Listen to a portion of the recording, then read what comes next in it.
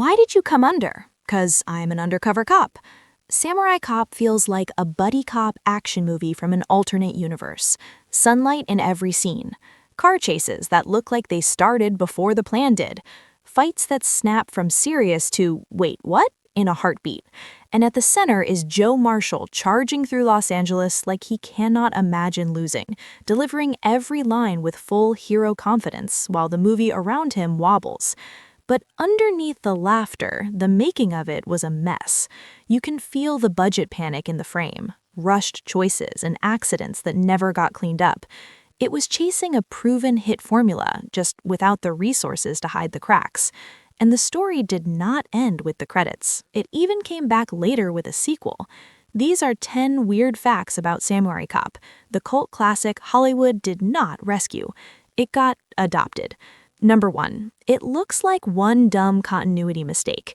Joe Marshall's hair changes mid-scene. The wig shifts and the movie practically tattles on itself. People laugh because it feels like a cheap gag. It wasn't a gag. It was the moment Matt Hannon realized the movie wasn't finished and nobody bothered to warn him. Filming started in June 1990. Amir Shervin told Hannon it would take about 3 weeks.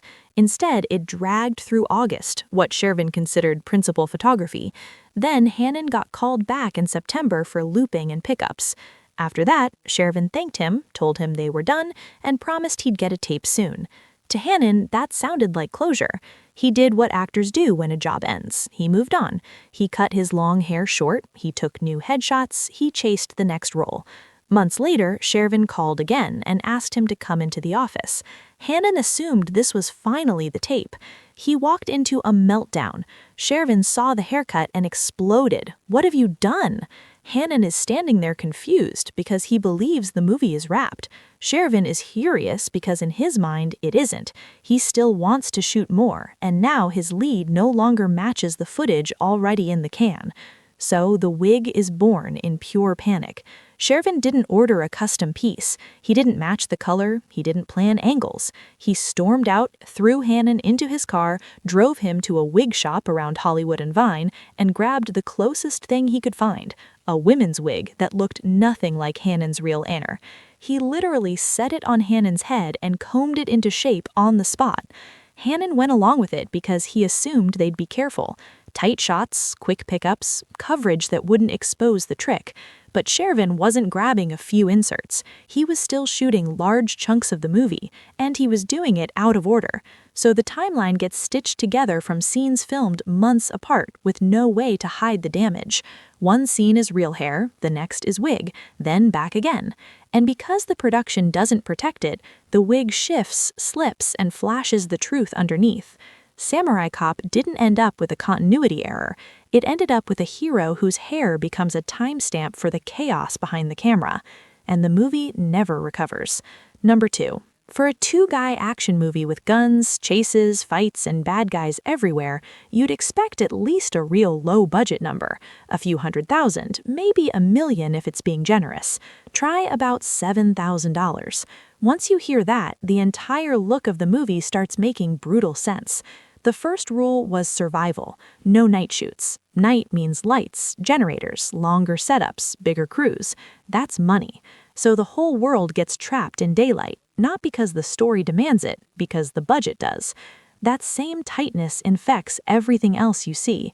Wardrobe isn't designed. People wear what they already own. Cars aren't picture vehicles. They're whatever someone drove to set. Every normal budget line item becomes a scavenger hunt because the movie can't afford to build a world. It has to borrow one. And then the camera starts confessing the poverty.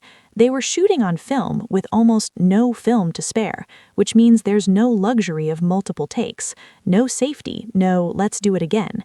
If someone flubs a line, if the timing is off, the scene often stays, because fixing it means burning footage they can't replace. Then there's another giveaway you can't miss, that strange shake and bright flash at the end of scenes.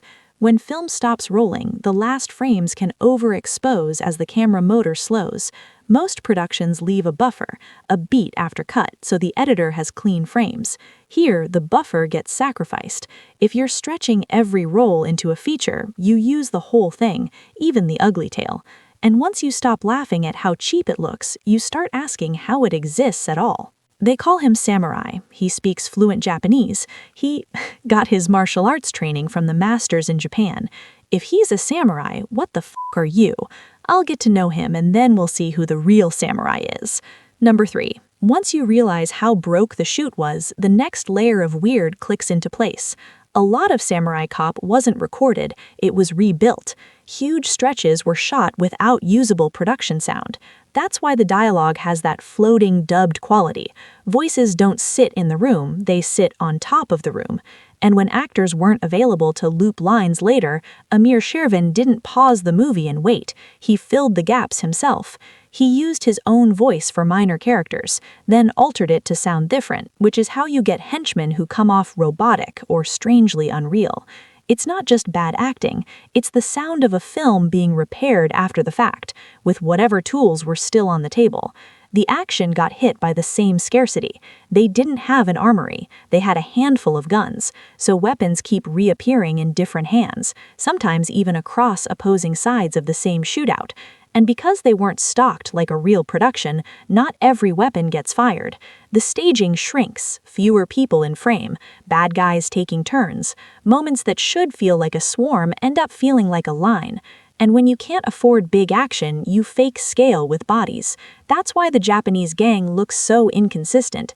It's not a carefully cast criminal organization, it's whoever was willing to show up that day. Different ages, different looks, different vibes, all shoved under the same label because casting becomes the cheapest special effect you have left. So Samurai Cop isn't just low budget, it's a movie constantly inventing ways to look like a movie after the real production couldn't afford to behave like one. And the worst patch wasn't even visual, it was the words. What does katana mean? It means Japanese sword. Number 4. A lot of cult movies get funny because the cast can't help themselves. They riff, they improvise. The director lets the room loosen up and the weirdness happens naturally. This one didn't work like that. The strangest lines in Samurai Cop aren't accidents, they're enforced. Amir Shervin wrote the script and directed the film, and once shooting started, the words were treated like law. The cast has said they got a script ahead of time, but the usual promise never showed up. No tightening, no smoothing, no say it the way you'd say it. The rule was simple: memorize it, deliver it exactly, don't help.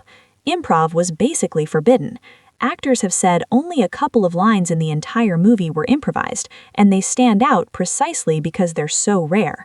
Everything else is Shervin's phrasing straight off the page, even when it doesn't sound like real human English. And the perfect example is the line that became immortal for all the wrong reasons. "Now I'm telling you, son of a bitch." The actor tried to correct it, not in a diva way, in a nobody says that way. You'd say sons of bitch, plural, natural. Shervin wouldn't budge. He insisted his version was better. So the actor did what actors do when the director locks the door. He surrendered. He said it exactly the way Shervin demanded, and the film kept it. That's why the dialogue feels like it's coming from an alternate universe. It isn't the cast messing up, it's a director guarding his exact wording so hard that the movie's strangest lines become the ones nobody can forget. And yeah, this is the land of opportunity for legitimate business, not for death merchants who distribute drugs to our children through schools and on the streets. Now I'm telling these that if they continue killing our children, I'll have their stinking bodies in garbage bags and ship them back to Japan for fertilizer. Got it? Number 5. Samurai Cop doesn't feel like a movie that accidentally became a comedy. It feels like a movie trying to be cool so hard it starts slipping. By the late 1980s, Hollywood already had a safe action engine, the buddy cop machine. 2 partners, 2 opposite temperatures. One guy is hotshot confidence and attitude. The other is the grounded handler, there to react, argue, and keep the story moving. You don't need elegant plotting when the chemistry keeps making scenes for you. That's why Shervin reached for a proven blueprint. Lethal Weapon wasn't just the inspiration, it was the structure. A hotshot cop who talks like he's bulletproof, a straighter partner who can play disbelief. Let their collision do the work. For a low-budget production, it's the smartest shortcut you can steal. And Shervin committed to it with full sincerity. Late 1989, in his Silver Lake office, he wrote with one goal: make an American-style action movie, make the hero sound like a poster, make the bad guys feel doomed before the fight even starts. That's why the dialogue hits the way it hits. It's reaching for the tough guy sound of better movies. But sincerity is where the movie flips, because when you copy a hit and you don't have the money or control to make it feel natural, the cool turns theatrical, the swagger becomes costume, the tough talk starts sounding wrong, the confidence gets dialed past human level. So even when Samurai Cop is playing itself straight, it starts reading like parody, not because it's trying to be funny, because it's trying so hard not to be. Number 6. And if you're wondering why Shervin fought so hard to make this thing feel like real American action, you have to circle back to him, because he wasn't just chasing a trend, he was rebuilding a life. Amir Shervin wasn't some random LA amateur who woke up one day and tried to direct an action movie. He was born in Tehran in 1929. He came to America in the late 1940s to study performing arts, then went back home and built a real career as an actor, writer, and director. By the 1970s, he wasn't trying, he was established, making pulpy genre films with melodrama, action, and a rough edge that was already his fingerprint. Then history erased his lane. The 1979 Iranian Revolution didn't just change politics, it changed what kinds of movies could exist, and Shervin's sensibility, the very thing that defined his work, suddenly became a liability. The style that had been his advantage became the reason he couldn't thrive in the new system. So he left. He relocated his young family and started over in the United States, chasing the same kind of cinema he understood, but now inside a different country, a different industry, and a different level of resources. No stable machine, no support structure, just the stubborn need to keep making movies, even if the tools around him were smaller and cheaper and harder to control. That's the reframe. Samurai Cop isn't just a bad movie made by a clueless guy. It's what happens when a filmmaker rebuilds from scratch in a new world and still tries to force his old vision through whatever budget and chaos he can grab. You son of a... Come back here, you mother. Number 7. People talk about Samurai Cop like it's just a bunch of nobodies stumbling through a cheap action mess. Then you look closer and the cast is the most unexpectedly real part of the whole thing. The biggest wait what name is Robert Zadar as Yamashita. This isn't some backyard villain. Zadar already had cult action momentum, including Maniac Cop. He even had a mainstream studio credit in Tango and Cash. That resume does not belong in a movie that looks like it was assembled with pocket change. And yet, there he is, carrying the villain role like he's in a completely different film. Then you've got the movie's martial arts credibility injected straight into the bloodstream. Gerald Okamura. He wasn't just a guy who can fight, he had a real screen footprint, including Big Trouble in Little China. And once Shervin realized fight choreography mattered, Okamura's job quietly expanded. He wasn't only acting, he was helping build the action. And he was given something insane like 20 minutes to map out the climactic fight. So, the movie's biggest showdown is basically being held together by a legit martial artist improvising under a ticking clock. And then comes the most Samurai Cop detail of all. One of the movie's key backers, Dr. Josito Resquiner, didn't just help finance it, he shows up on screen too, credited as a waiter. That's not fun cameo energy. That's a production so desperate that the funding list and the cast list start looking like the same document. So yeah, the film is a mess, but the lineup isn't a joke. It's a collision of real credits, real skill, and pure indie survival, all trapped inside the same low-budget fever dream. And when a movie is built like survival, its afterlife usually looks the same.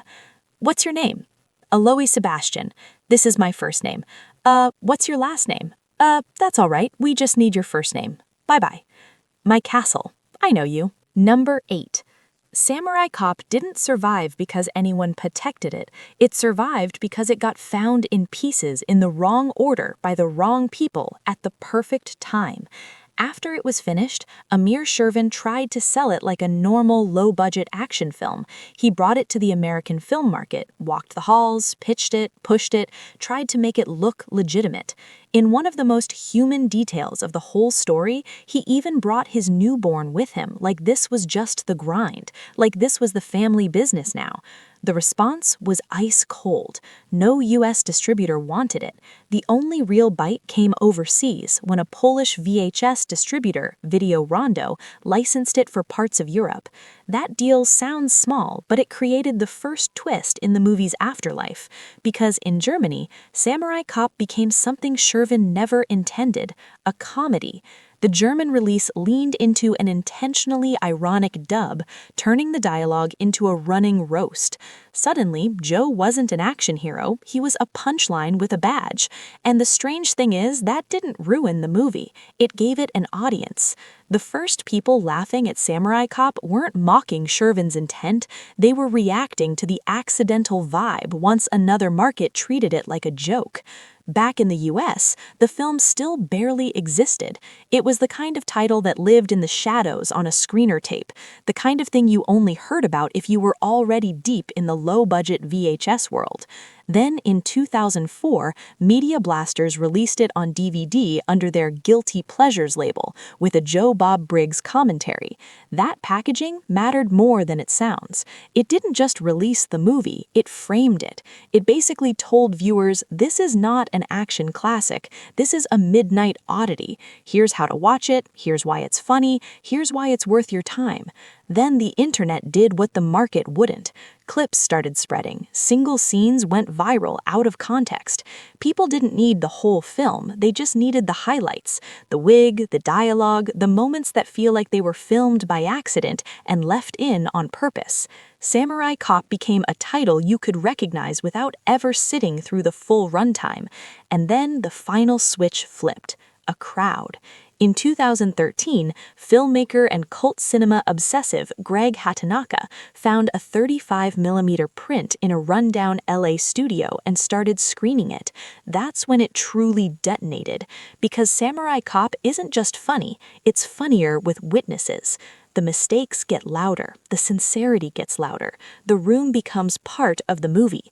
So the arc isn't it bombed then got reappraised, it failed, drifted overseas, got adopted through irony, got repackaged as a guilty pleasure, broke into viral fragments, and finally came back to life in a theater where laughter finished the job Hollywood never did. There's lots of boats in the marina. How am I supposed to know which one's carrying the... Just keep an eye on the van, Peggy. I'm well informed there's a large suitcase full of... In the back. They're going to make the swap somewhere in the marina. Just stick close to them. Okay, Joe, keep it up. Oh, it's up and ready. You just keep it warm. It's warm and ready. Number 9. Samurai Cop didn't just disappear after release. For a while, its lead actor did too. Matt Hannon basically dropped off the radar, and that silence created the perfect vacuum for cult movie myth to rush in and write its own ending. Fans started looking for him, digging, asking questions, and getting nothing back. Then the rumor snapped into place. There was another man with the same name, Matt Hannon, who had actually died. As people tried to track down Samurai Cop star and couldn't find him, they latched onto the wrong person. Mistaken identity hardened into fact. Some fans even went as far as contacting the other man's hometown in Ohio, trying to confirm whether this was the right Matt Hannon and whether the family could verify it. And the most surreal part is what the real Hannon thought when he finally heard about it. He didn't panic, he almost liked it. In his own words, he found it strangely convenient. I'm dead. No questions, no attention, no weird cult spotlight pulling him back into a movie he'd moved on from. Let the myth live. Let the internet keep its story. Then real life forced the correction. His daughter pushed him to set the record straight. She told him people had the wrong guy and that a real family was getting dragged into it. So Hannon did the one thing that breaks a legend instantly. He outed himself. He made it public that he was alive. Oh, hi. Who are you? I'm Matt Hannon, and I'm telling you, son of a, but I'm happy to be here in Milwaukee. Now we find out what happened to the man behind Joe Marshall and where the rest of the cast went. Number 10. When the camera stopped, this didn't launch careers, it scattered people. Matt Hannon walked away from the chaos and went back to survival work, auditions when he could get them, real jobs when he couldn't.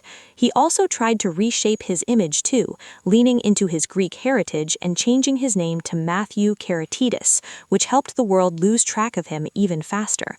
The action hero lane the poster promised never really opened. A few small parts, a few near misses, then real life. Other cast lives drifted just as far from the movie's universe. Mark Fraser eventually moved back east and later to Florida to care for his mother, still popping up occasionally, even landing a small role as a NASA scientist in the pilot of Lois and Clark: The New Adventures. Melissa Moore kept working through the decade in B-movies, including Angel Fest, then swerved into a completely different identity. Today, she's known less for acting and more for horses, becoming a world champion saddlebred breeder with a respected Kentucky stable, a life built on trophies, training, and work that has nothing to do with cult cinema. And then there's Robert Zadar. He was the biggest name in the cast, the villain with the unmistakable look, and he stayed in that low-budget action orbit for years after. But his story ends with the same cruel timing that follows this film everywhere.